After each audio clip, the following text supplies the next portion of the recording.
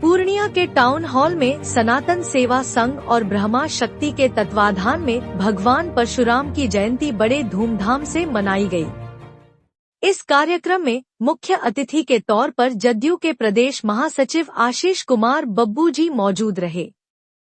वहीं भगवान परशुराम की जयंती को लेकर पटना, पूर्णिया और नालंदा के कलाकारों ने मिलकर पूरे समा को बांधे रखा। वहीं भगवान परशुराम को मानने वाले श्रद्धालु अररिया, पूर्णिया और कटिहार से शामिल होने पूर्णिया के टाउन हॉल पहुंचे थे। इस कार्यक्रम में लगभग हजारों की संख्या में भगवान परशुराम को मानने वाले अनुयायी शामिल होकर भगवान परशुराम की जयंती मनाए। इस दौरान मुख्य अतिथि के टूर पर शामिल हुए जदयू के प्रदेश महासचिव आशीष कुमार बब्बू जी ने कहा कि भगवान परशुराम न्याय के प्रारूप थे। उन्होंने अन्याय के खिलाफ अस्त्र उठाया था। वहीं उन्होंने कहा कि सभी समुदाय के लोग भगवान परशुराम के आदर्शों पर चले, यही हम सबों के लिए संकल्पित होगा। इसी दौरान सनातन सेवा संघ के राष्ट्रीय अध्यक्ष व समाजसेवी राजीव राय बबली ने भी बताया कि भगवान परशुराम की जयंती शांतिपूर्ण ढंग से मनाया गया है। जी बताया जाए आज का कार्यक्रम क्या? परशुराम जी के जो ये जन्मोत्सव कार्यक्रम है, ये विष्णु के छठे अवतार हैं, जिस कार्यक्रम को हम लोग सभी लोग भली भांति से आज एक जगह बैठकर एक छत के नीचे मना रहे हैं। बड़े भाई हमारे बब्बू झा जी जो मुख्य अतिथि हैं, विमल जी और हमारे राजेश पाठक जी और हमारे क्रांतिकारी साथी जो बैठे हुए हैं, राजीव राय बबली जी एवं हमारे पुष्कर भाई जी और हमारे मुखिया जी, सबों का मैं हार्दिक अभिनंदन करता हूं। और आज का ये दिन हम लोगों के लिए खास दिन है। अक्षय तृतीया के दिन ये होता है।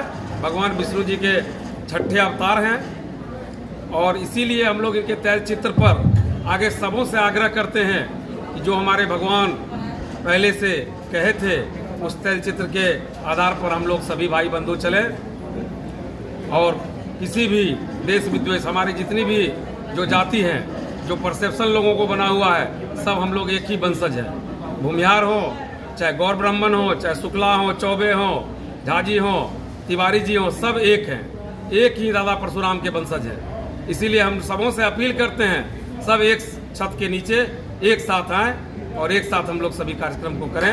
दादा परशुराम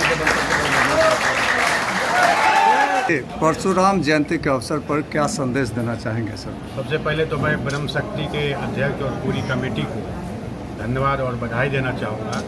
प्रति वर्ष की भांति इस बार भी ये लोग हमारे बाबा परशुराम जी की जयंती को धूमधाम से मना रहे हैं और मेरे लिए गौरव की बात है। इन लोगों ने मुझे आमंत्रण दिया, मैं अपने आप को धन्य समझ रहा हूँ। साथ ही साथ मैं यही कहना चाहूँगा कि सभी प्रकार के जो हमारे समुदाय, ब्राह्मण समुदाय के विभिन्न तरह के उपजाति हैं, बटे हुए हैं, सब एकजुट रहें। और ये भगवान के अवतार थे, इसको हम जाति से नहीं जोड़ते। ये चलने का नाम था बाबा परशुराम, अन्याय के खिलाफ लड़ने का नाम था बाबा परशुराम, सबों को न्याय दिलाने का नाम था बाबा परशुराम। और हम जो ब्राह्मण समुदाय है, चाहे विभिन्न उपजाति, एकजुट होकर उनके आदर्श पर चले, यही सबसे बड़ी उनके लिए नमन होगा और उनके लिए हमारा उनके आदर्श पर चलना ही हम लोगों का संकल्प होगा। आज के दिन हम लोग संकल्पित होंगे। समाज में जहाँ भी अन्याय हो रहा है, समाज में जहाँ भी कुरीतियाँ हैं, उसको मिलजुल कर सभी वर्गों के को साथ लेकर चलने का काम करेंगे और उसके साथ जिसके साथ न्याय होना चाहिए उसके साथ खड़े रहेंगे। सर, वो ब्राह्मण और क्षत्रिय धर्म का पालन किया था, जिस तरह से समाज में सामाजिक समरसता को कहीं न कहीं कुंठित किया जा रहा है, उसको द्वेष फैलाया जा रहा है, उसमें क्या?